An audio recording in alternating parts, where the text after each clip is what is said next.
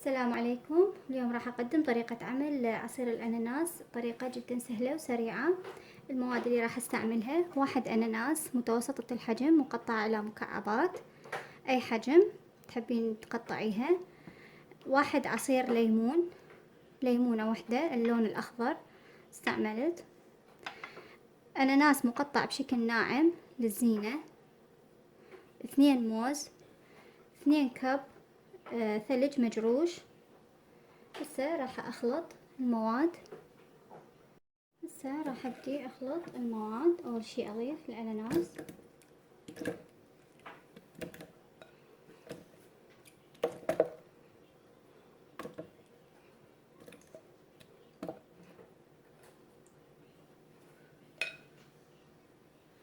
بعدين راح اضيف الموز، 2 موز.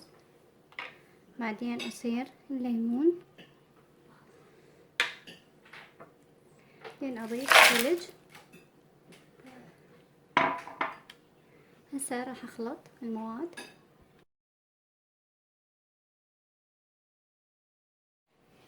هذا شكله بعد ما خلطته.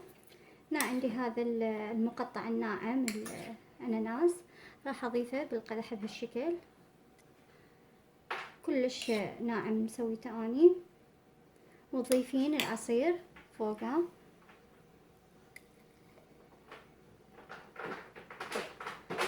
هسه راح اقدم العصير بهالشكل. هذا الشكل النهائي لعصير الاناناس. ان شاء الله ينال اعجابكم والف عافية.